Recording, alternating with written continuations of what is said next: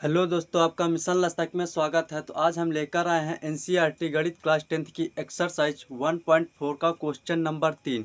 Question number 3 क्या कह रहा है, आइए हम देखते हैं। क्वेश्चन नंबर 3 कह रहा है कि कुछ वास्तविक संख्याओं के दशमलव प्रसार नीचे दिए गए हैं, यानी कि कुछ संख्याओं के दशमलव प्रसार दिए गए हैं। वो क्या है, ये हैं। आगे प्रत्येक स्थिति के लिए निर्धारित कीजिए कि यह संख्या परिमेय संख्या है या नहीं। यानी कि हमें इन संख्याओं को बताना है कि परिमेय संख्या है या नहीं। यदि यह परिमेय संख्या है और P/Q के रूप की है तो Q के अभाज्य गुणनखंडों के बारे में आप क्या कह सकते हैं। यानी कि अगर परिमेय संख्या है तो P/Q के रूप में लिख सकते हैं। तो Q के अभाज्य गुणनखंड के बारे में आप क्या कह सकते हैं, यही क्वेश्चन में कह रहा है कि हमें करने के लिए। तो हमारा पहला क्वेश्चन क्या है, पहला क्वेश्चन है 43.1 2 3 4 5 6 7 8 और 9। पहला क्वेश्चन ये दिया गया है। अगर हम यहाँ से इसका हल करेंगे तो यहाँ पे कितना आ जाएगा, 43 1 2 3 4 5 6 7 8 और 9। अब यहाँ पे देखेंगे कि दशमलव कितने अंक बाद लगा था, 1 2 3 4 5 6 7 8 9, यानी कि 9 अंक बाद दशमलव लगा था पीछे से।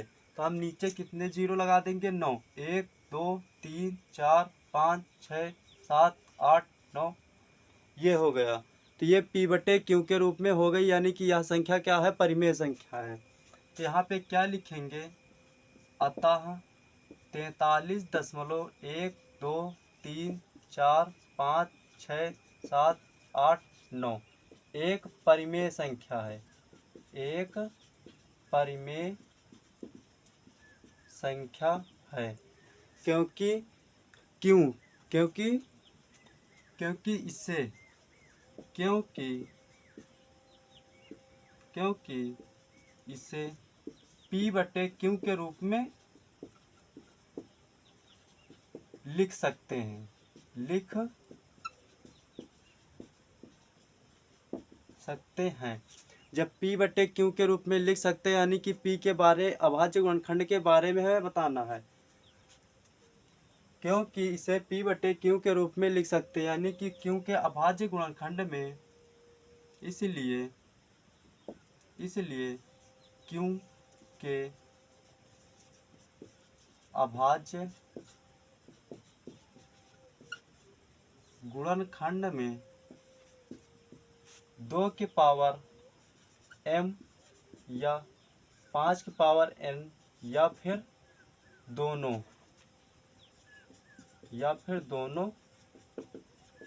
होंगे। ये होता है हमारा पहला पार्ट। अब करेंगे इसका दूसरा पार्ट। दूसरा पार्ट क्या कह रहा है, आइए देखते हैं। दूसरा पार्ट हमें 0.120 12000 ये चला गया है हमारा अनंत तक। अगर यह संख्या अनंत तक है, यानी कि इसका दशमलव प्रसार अशांत होगा। इसलिए अतः 0.120 यह संख्या अपरिमेय है। यह संख्या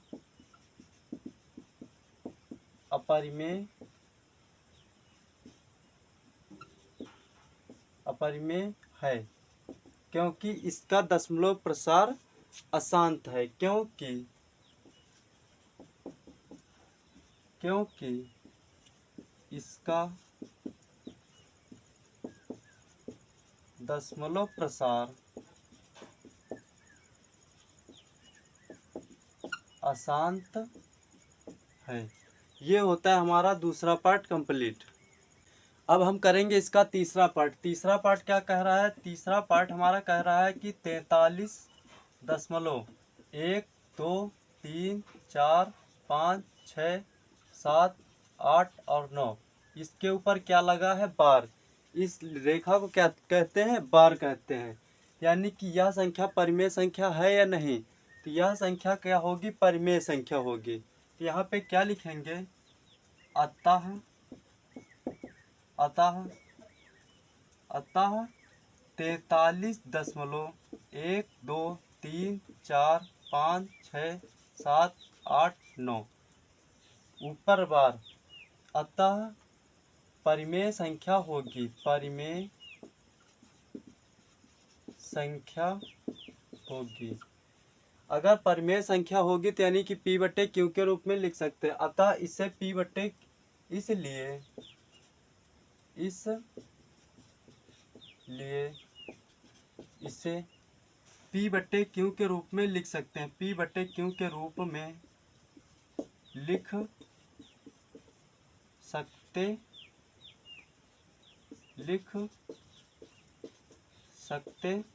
हैं।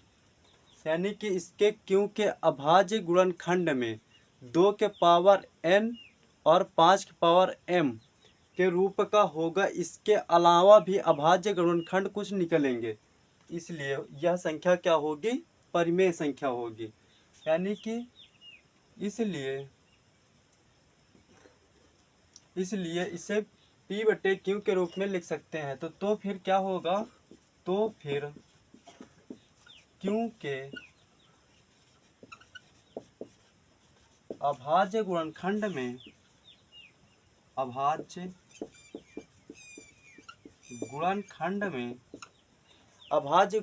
में यानी कि 2 के पावर m या फिर 5 के पावर n के अलावा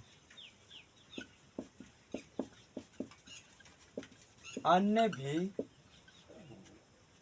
गुणज निकलेंगे।